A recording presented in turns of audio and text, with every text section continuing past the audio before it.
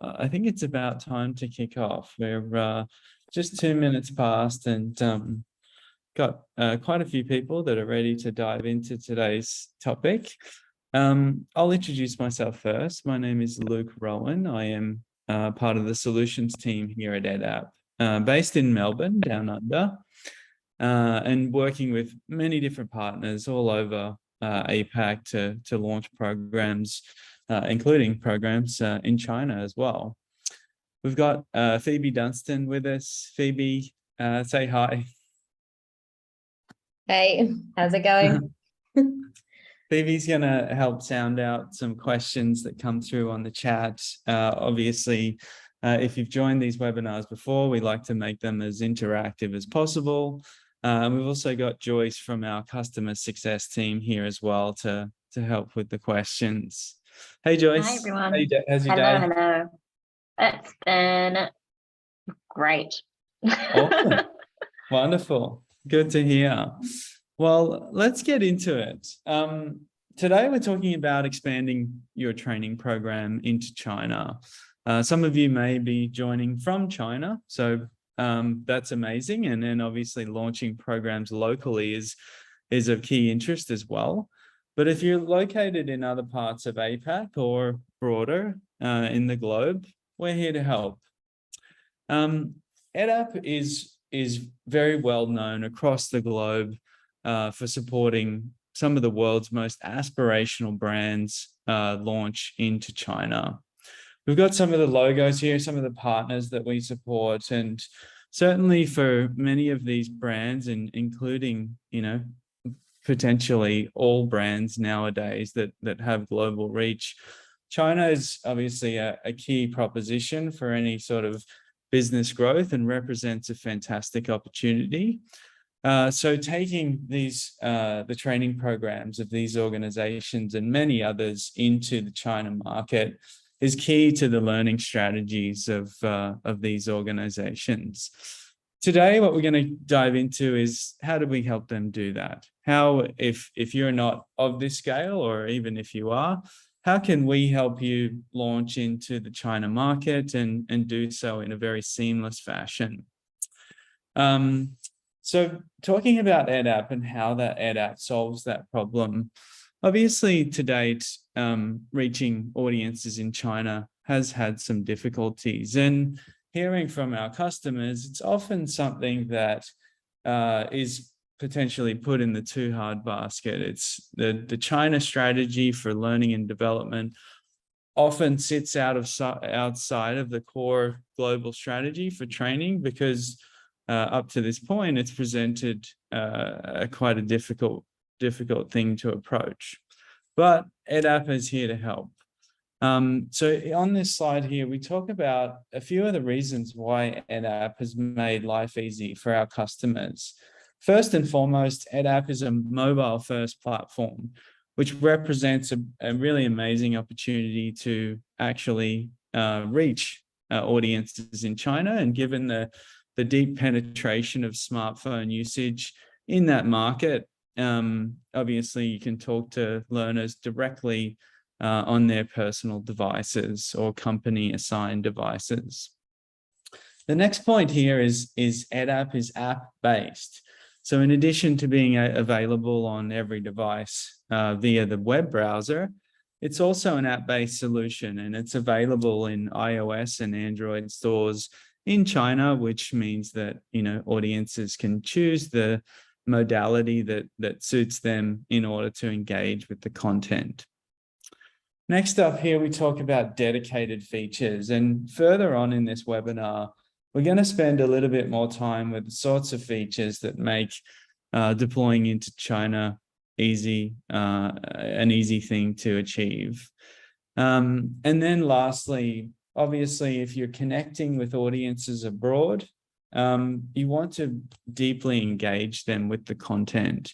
You want to create a training environment that simulates the sort of engagement that you would get from a face-to-face interaction. And EdApp has some brilliant features to support that as well.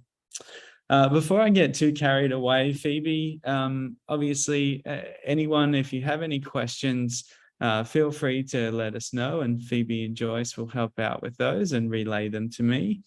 We'd love to hear from you.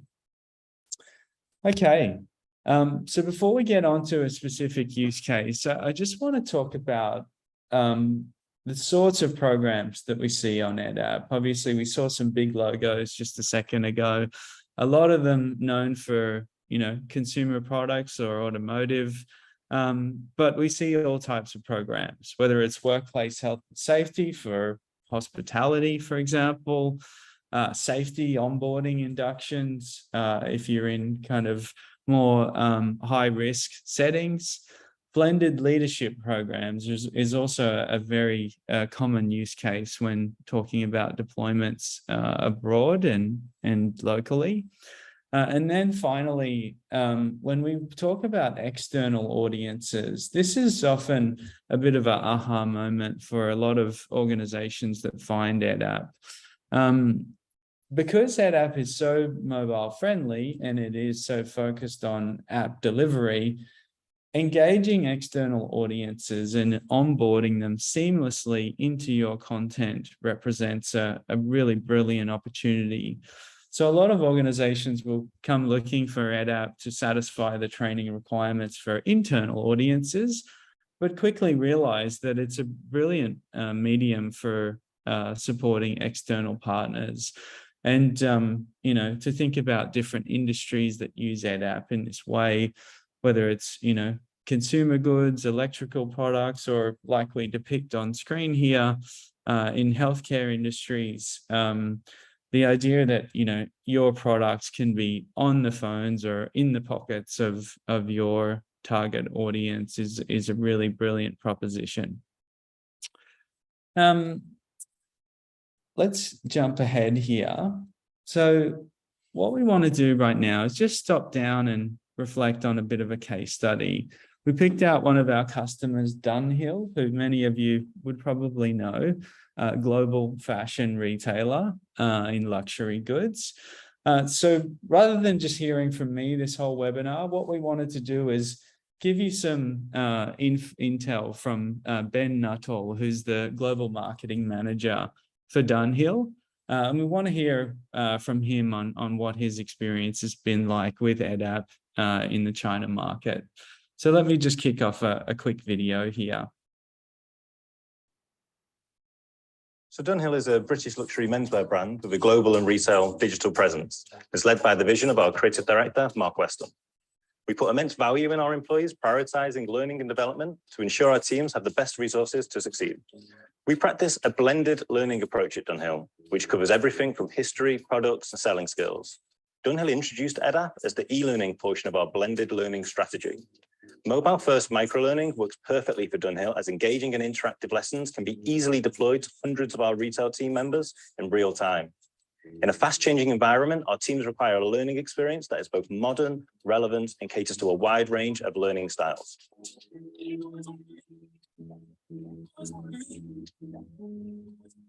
Awesome. Now that we know who Dunhill is, let's get their perspectives on deploying into China. And just a quick question, Phoebe, is that audio coming through okay for you? Yeah, audio is perfect on this end.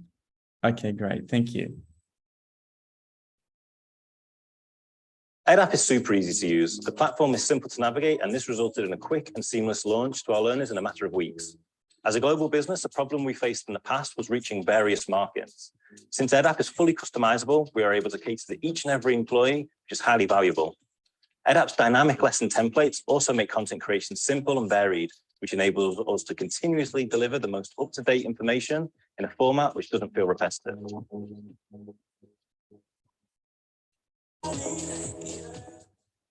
Brilliant.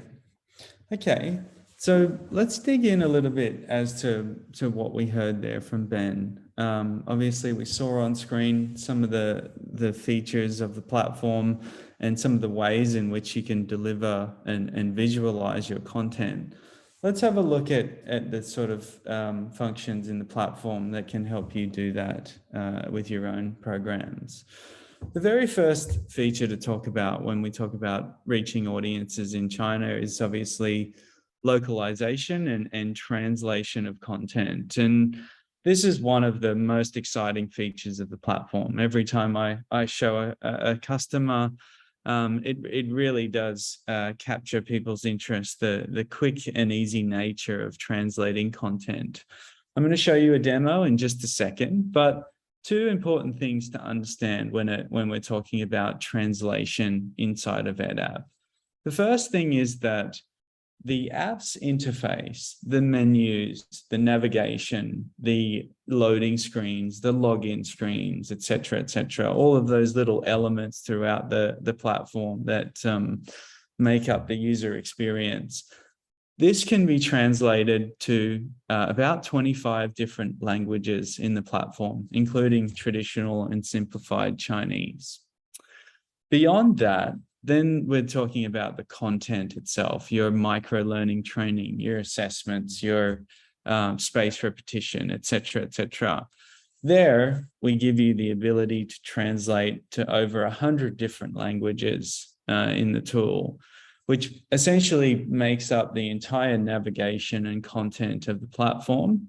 So if your audience, and we'll show you this in a second, if they access the platform, they will only see their language if that is your preference. Yes, you can give them a look at multiple languages if you want to give them the chance to choose between different languages. Yes, that's possible, but you can configure EdApp in a way that the learner is obviously immersed in the language that speaks to their current location. The second thing that we talk about when it comes to localization and modification is the ability to quickly and easily adapt the content that you translate for the local market, whether that be adjusting the terminology in the language or adjusting images to mirror local teams and reflect local situations. That is very, very easy to do in the tool and something that EdApp is quite well known for. Phoebe, any questions so far before I jump on, go a little bit further here? No questions yet, but I've popped a little comment in. Please feel free, if you've got any, pop them in the Q&A. You've got free access to Luke and all of his knowledge as well as our customer success team. So definitely use the opportunity while you've got it. Okay, thanks a lot. The third part of localization is on the deployment side. Obviously, deploying EdApp and structuring your audiences, breaking up teams and giving different teams autonomy is something that does take a little bit of understanding your actual use case and basically configuring that in the platform. But broadly speaking, this diagram on screen, what we're aiming to do here is just show you the sorts of makeups of customer accounts and the, I guess, the partitioning of customer accounts to be able to allow audiences in different markets to access content from a master, a global account, as well as run their own programs. So to explain this here, what we've shown is a master account, which is maybe your training content repository. From there, inside of EdApp, we can set up your accounts to allow you to import content from that master account into local markets like China and Australia. Then within those local markets, you can assign admins and content creators to be able to build and modify their own content for the learner audiences that then exist in those accounts. Obviously here we're talking about a scenario where we've got multiple EdApp instances that act somewhat autonomously. This is not the only way to approach it. If you wanted to just include everybody in the same account, that would be totally, is totally possible and common as well. But we wanted to just show this diagram because sometimes it makes sense to really separate those audiences if it's, you know, a need to separate the audiences for data privacy standards, for example, or, you know, if it's just a matter of permitting local admins in different markets the ability to access their content but restrict them and keep them out of other material. So if you want to reach out to us, we'd be happy to talk about how this might be configured for your specific programs. Okay, well, let's keep on going here to talk about some of the other features that really make sense when we're talking about deploying into the China market. So microlearning at its core, as we said earlier, microlearning gives us the ability to deploy highly visual, interactive training in the palm of the hands of your audience. The second feature that we talk about on screen here is EdApp's feature called practical assessments. And this one we've actually been creating a bit of noise about lately. It's quite new to the platform, and it allows you to perform in-person assessments around the training or the objectives of the program that you're deploying. So imagine here we deploy some theory via microlearning to your audience, and then during that kind of skills assessment or verification process, you want to actually identify that a learner is competent in a certain skill set, and they do that in person. So with our in-person practical assessment feature, what we see is local trainers actually on the ground being able to deliver those assessments in person and then feed those analytics back into the pool of analytics for the entire market or the global program, for example. So it's about giving stakeholders outside of the core L&D unit or the core facilitator unit the ability to perform those in-person assessments. We have lots of media about practical assessments, and for some of you, it might be a brand new part of the platform that you haven't seen before. So feel free to reach out and ask us for more detail, or we can provide a one-to-one demo of how it works as well. The third feature that we talk about on screen here is a rather simple one. It's a feature called virtual classrooms, and it allows you or your instructors to deliver virtual sessions to teams around the world. What we do with this feature is simply allow you to embed your conference links into EdApp and schedule them for your audience to access. We don't do the video conferencing within the EdApp platform itself. It's not technology that we really aim to build anytime soon. There are amazing platforms out there like Zoom and Teams that that's all they do, and they do it perfectly. So this particular feature is really about creating a seamless kind of transition from your theory and practical over to your instructor-led sessions. Okay, let's keep talking about some features here. So within the platform, we also have engagement features, the ability to give away prizes, to set up leaderboards, to set up custom achievements in the platform. And obviously, if we're talking about programs that are reaching audiences that are a ways away from L&D hubs, tactics to motivate them are very important. And if we reflect on those external audiences as well, obviously, the need to really engage audiences and get them super motivated is important. So within EdApp, there are a number of different features that allow you to create incentives and create competition between peers. The two final features that we're focusing in on this slide are with regard to reporting. So firstly, manager reporting is really a key one when we talk about deployments to dispersed audiences. A manager report is a report that you can access in analytics, whereby the manager of a direct group can see the performance of their team. They can see completion rates, they can see scores and performance, but very importantly, the analytics are cut down just to those in their team. So imagining, for our global partners who are deploying into China, obviously allowing local team members to monitor and make sure that their team members are on task is very important, because these people are potentially working in the same environment and therefore can, make training kind of top of mind through their in-person interactions. The final piece is analytics, obviously rolling up the manager reports and all other types of analytics into a central place to allow you to track performance of teams in China versus other markets in APAC potentially. The level of analytics that you'll find in EdApp, and I'll show you in the demo in just a second, is very, very granular. We can see, how long an individual learner spent on a slide.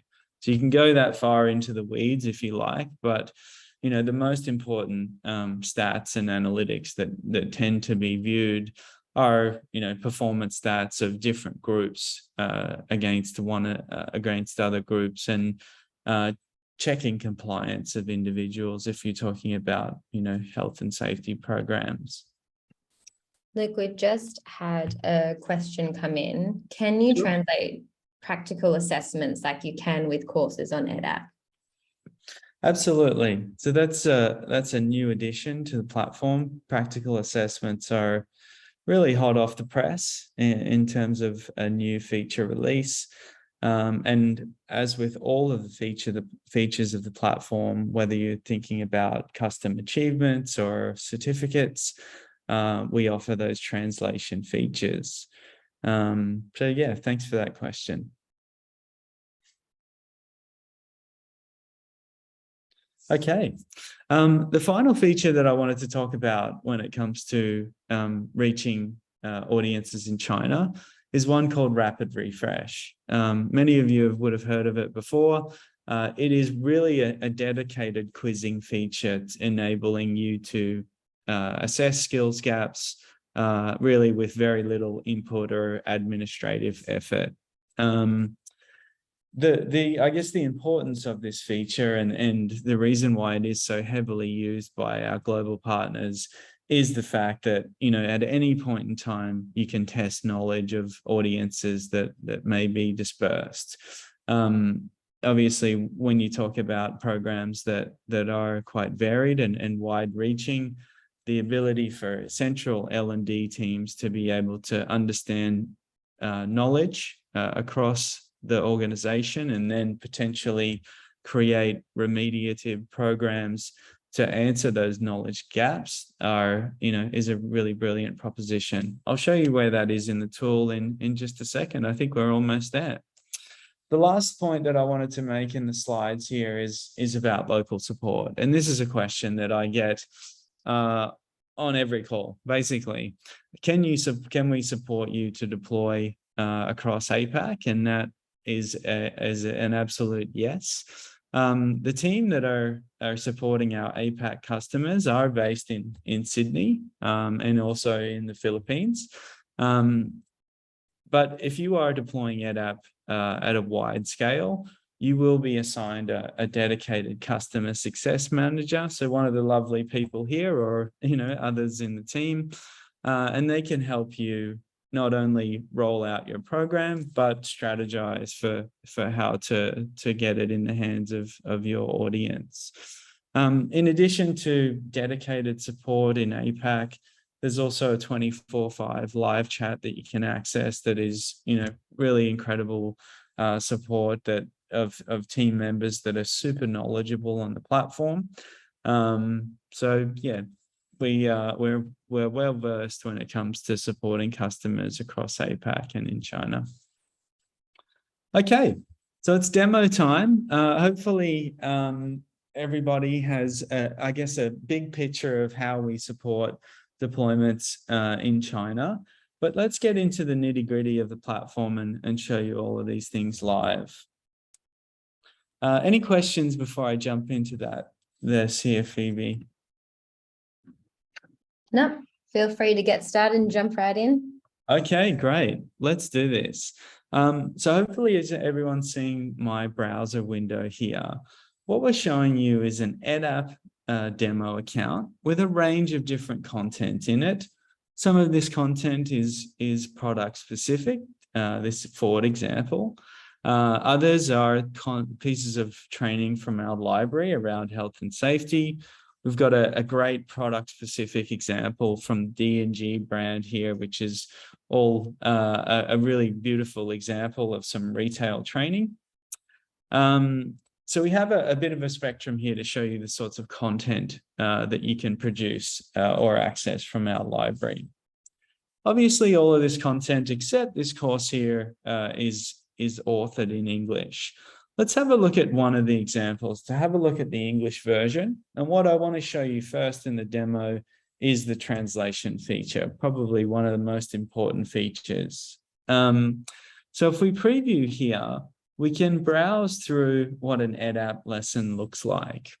For anyone that's super new, an EdApp micro lesson is a composition of different highly interactive media templates that are there to convey knowledge and test. This example is just a simple example of some product education around a medical device.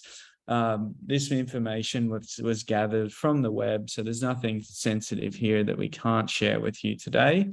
But it is a really nice example of EdApp microlearning at work. Highly visual, highly interactive, et cetera. We have quiz questions, whether they're multiple choice questions. We've got carousel type interactions with imagery and text. We've got number-based assessments like this one. We've got video content. The Evo 2 is more assessment, games, lots of different options. I believe there's about 100 different templates in EdApp to choose from when you're constructing your bespoke training. So let's have a look at this, our translation feature, now that we've seen the English version of the course. So to access translation, is very, very simple. You would just go to the course settings, which are available at the top of any course. Press more here, new translation, AI translation, and here you would go and find the target language here. I'm going to find here simplified Chinese. We're going to keep this version of the lesson linked. And linked means that the learner will only see the version of the course that corresponds to their device. So I'll translate that one there. Great. I can view the translated course here. Awesome. And here we go. Here's our translated copy of this particular course. If we go through the interactions again, you'll see that all of the text-based information has been translated. We can dive. We just had a question here, just asking how accurate is the translation? Always a key question here. The accuracy depends on a few things. The accuracy depends on the languages that you're translating from and to. And it also depends on the context that you have configured in the content itself. So if we dive into a specific slide, this here, by the way, is our authoring tool with this translated text here. The more text that you have in a piece of information, the more accurate it will be, because the more informed the AI is in order to translate it. So there is no kind of golden number when it comes to accuracy. We find from partners who give us their anecdotal evidence of translation accuracy that when you go from languages that are close in origin, for example, English to Spanish, the accuracy can be as high as 90%. For English to Asian languages, which are obviously a little bit further apart in terms of their origins, the accuracy will come down. I think the best way to answer that question is to dive into EdApp, perform some translations as I'm doing here. And FYI, all of these features are available for you to access on our trial plan. So you can dive in, create your own content or access some library content and translate and see what the outcome is. I think thinking about partners that are deploying into China, the accuracy is probably 50 to 70% accurate. What you should also understand with translation is that the translated copy of the course is very easily modified. And that was the second point in our slide just a second ago. If we translate, we can then go to our authoring tool here and make any modifications that we need to do so. So the workflow for our customers is often use these automated tools to translate and then have someone locally go in and vet the content and make the modifications. Those of you that maybe joined us yesterday on our new features webinar would have seen a new feature coming out very soon for revisions and for reviewers, which will further give you the ability to set up a QA process around vetting the translations. But right now, you can very easily go into the tool and make modifications. Hopefully that answers that question there. Let's go back over here. I want to just go back to courses, perform a few more translations. We've got an example in here of a leadership module that has 5 micro lessons in it. I'm just going to dive up here and translate this one quickly because I want to show you the learner application to show you the output on the learner's end. So I'll translate that one there. I might just do one more and then we'll hop over to the learner app and have a little look. Okay, I'll do this forward example. This is a really beautiful example of translated content. Okay, translate right here. Great. Okay.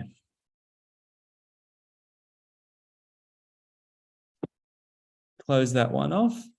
Okay, so if we go back to our courses page, you'll see the English versions of the courses and the translated versions. If we click edit, we can see in the settings of the courses the different languages that have been supported.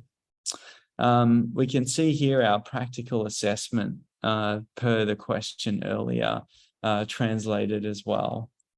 What I'm going to do now is just zip down here. I might just put this DNG example to draft mode. Great. And I might draft this fire safety refresher as well. So if we look over here on this tab, this is our learner application. This is basically a logged in user profile that corresponds to the admin experience that we're looking at on screen. If we scroll down through here and I refresh the page right now, it will remove those courses that we just set to draft mode. And we have 3 published courses in the English language here. Of course, in the admin side of the tool, we've just set up translated versions of a number of these courses that are also published. So why aren't they visible in the Learner app? The reason is that the way that we configured these translations is that they're linked to the English copies of the courses. So essentially, if you're logged into the browser as I am in English, you will only see the English versions of the courses. But if I navigate over here to my settings, just to try and flip the system manually here, I can have a look at what this looks like in traditional Chinese. You can see the courses have been updated to reflect the translated versions of those courses. Of course, we can dive into them. We can click through, we can start those lessons and dive into the content. You might have just seen just a second ago, the loading text I was talking about before, the idea of translated content, which is what we're looking at here, and translated navigation as well, which is really critical. So yeah, hopefully this is all coming through okay. We've got our multiple choice questions translated. Awesome. I'll dive out of the Learner app and just back over to the admin experience here. I might just zip down and exit there, go back to the home page. You can see here our navigation has been translated as well. Awesome. If I go back to the admin side of the platform, though, the second point about localization of content is obviously modifying the material to suit the local audience. As I was alluding to just a second ago, that's done in the authoring tool. It's done in this environment, and it's very quick and easy to do. If anyone's super new to the platform, let us know. We can give you a bit of an express tour of how the authoring tool works, and potentially even build some bespoke content for you to show off your material in situ in the platform. Okay, awesome. And Phoebe, any questions from the audience that I can address here? Not from the audience, but one question that usually comes up with customers are what are some of the common issues that we get launching into China? For example, firewalls, multiple app types, legalities. And it might be worth one of our customer success managers talking on their experiences with this. Yeah, certainly we can connect you with the team to talk about how those sorts of issues are resolved. I think first and foremost, the idea of the China firewall presenting an issue for performance is something, as we mentioned at the top of the call, it shouldn't be a concern with EdApp. We've built significant infrastructure to enable you to deploy into China and for your audiences there to have a first grade performance. So that, that shouldn't be a concern. And what I always suggest in that regard is EdApp is available as a freemium platform. So if you want a direct kind of example, you want to see firsthand the performance of the platform locally in China, just try out the platform and you can test it for yourself. What was the second part? Go ahead, sorry. I was going to say, to add to that as well, typically, if you guys read the news and whatnot, software companies do tend to struggle to enter into China, for example, classic Google. But with EdApp, I guess we do have 4 app stores in China that hold EdApp apps where you can download that and utilize that on your Android. Obviously, Apple works really well. And then, if all else, they have a very obscure type of phone, you can always access it via browser as well. So the learners will always be able to access that app, in short. Awesome. We've just had a couple more questions come through. First one is, how is the translation verified as accurate? So that would be done internally. The translation is powered by an arm of Google's translation suite. It is an API that we access. The verification of accuracy is done directly by customers. And you can do so as I've been showing you on screen here. Cool. And then we've had another question come through, which we've sort of already answered, but is the mobile app available in China and can it be custom branded? So yes, it is available, as Joyce let us know there. It's available on iOS and Android, and via Android, via multiple stores. I wish I knew those stores off the top of my head. I probably should, but we can send anyone an help link to tell you which stores they are. Sorry, I lost my train of thought. What was the second part of that question? Can it be custom branded? Oh, custom branded. So no, we don't offer white labeling of platform, but you can absolutely custom brand the experience once a learner is logged in. We're looking at the learner app over here. And obviously we have a range of different content and we're simulating a few brands here. But obviously when we're talking about your own private EdApp instance, all of the content and all of the graphics throughout can be customized to suit your brand. The forward example here is not a bad look at what we can do in terms of customization, particularly in the lesson content itself. We can see custom fonts and logos and buttons. to really reshape and create an immersive environment. What we don't have set up in this test account are other branded elements that you can apply to the platform. You can set up banners on the homepage. You can create splash screens when learners first enter the app. And you can also create a branded login page as well. So you can control a lot of elements of the platform, but when it actually comes to downloading EdApp, your audience will download EdApp from the App Store or access it via the web.edapp.com domain. We are in the future looking at functionality around subdomains, which will enable a deeper level of customization, but that's not yet available in the system.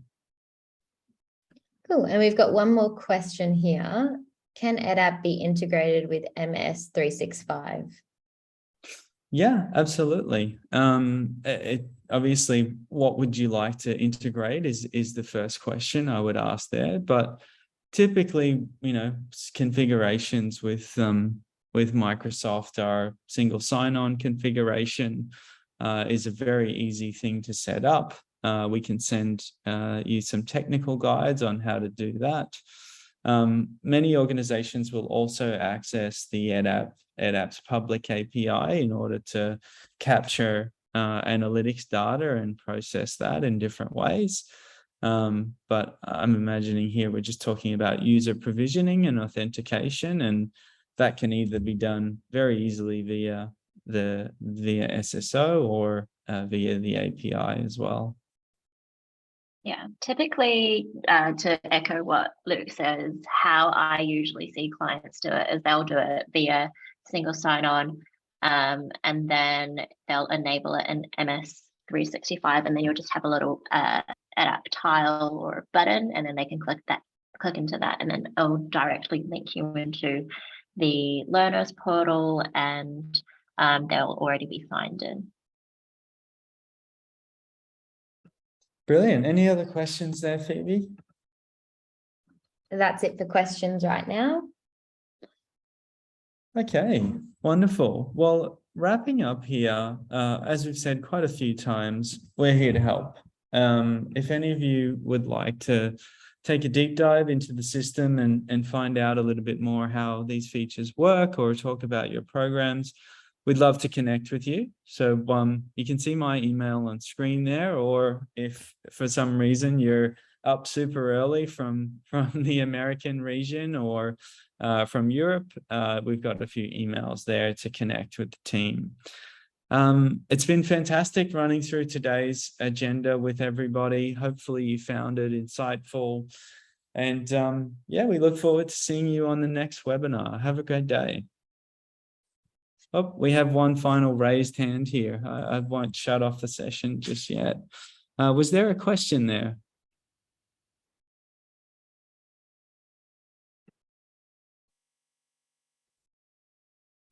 Maybe that was just a high five to to end the session.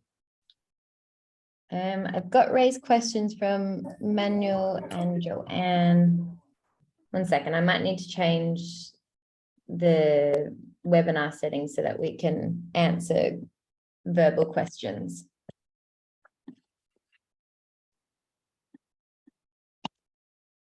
That's okay. Just feel free to drop your question in the chat and we'll read it out for everybody. If that's possible.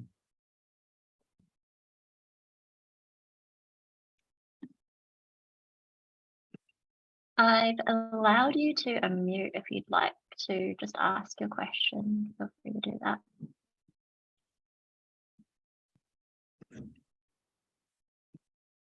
Manuel, how you doing?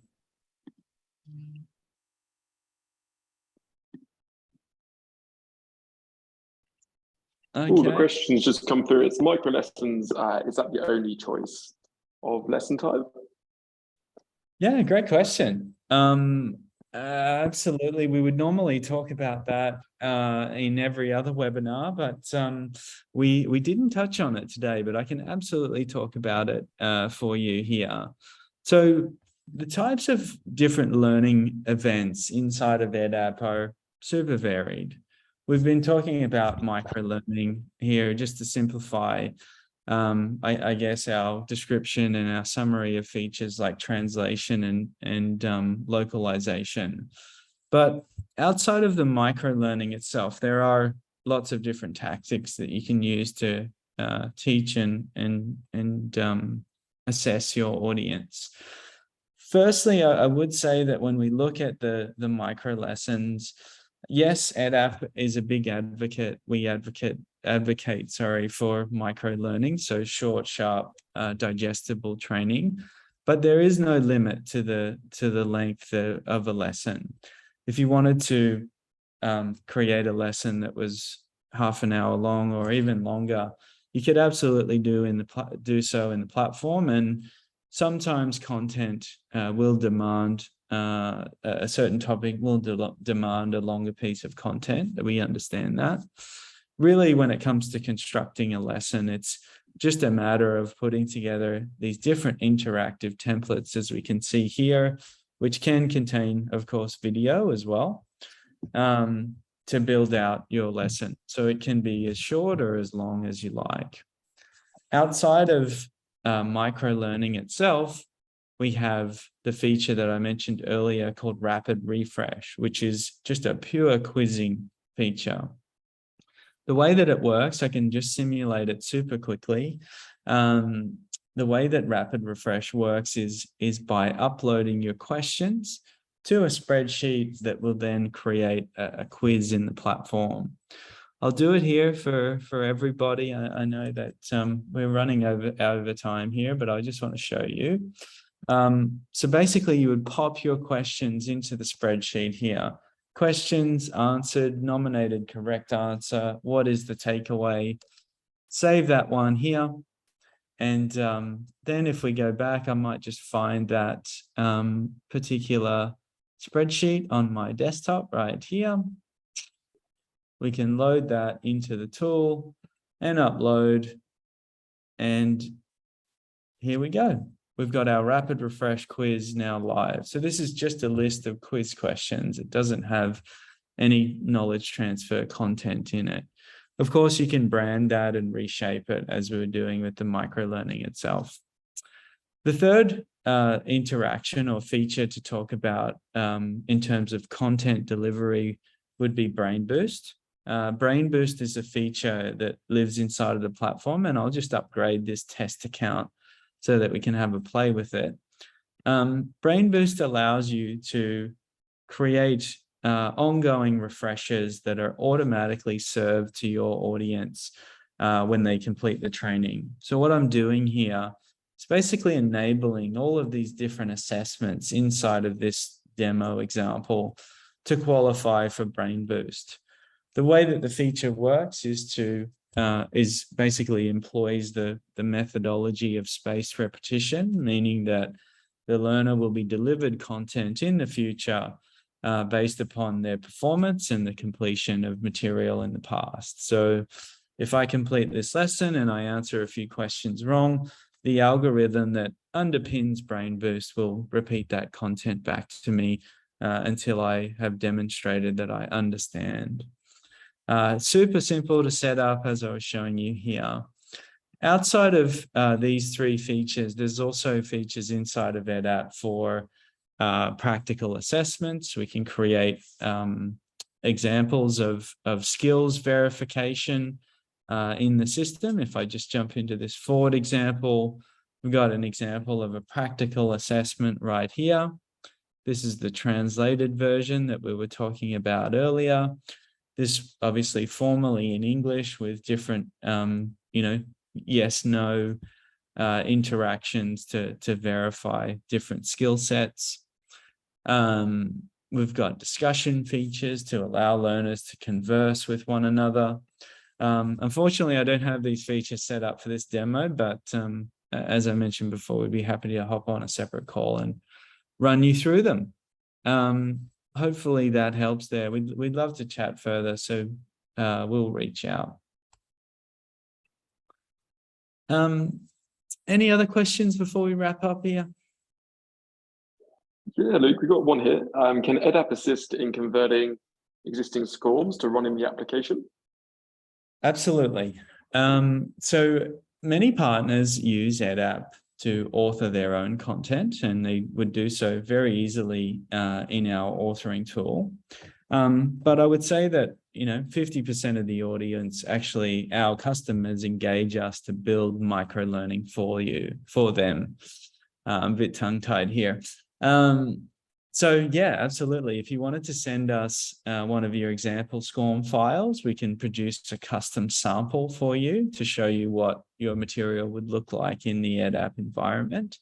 And then from there, obviously, as part of an enterprise program, we can deliver access to the platform, onboarding support, and content development services ongoing as well. We'd love to chat to you about that and see some of your existing content and show you the possibilities here. Okay. Great, thanks, Luke. I think that was all the questions in the chat and Q&A. So thank you. Okay, brilliant. A bit of a flurry of questions to wrap things up. Thank you, everybody, for joining. We'll see you on the next one. We'll probably have a webinar in a couple of weeks here. I think we've got some exciting case studies from customers that will be a focus for the upcoming webinars. So stay tuned to our email newsletters, and we'll talk to you soon. Thanks a lot.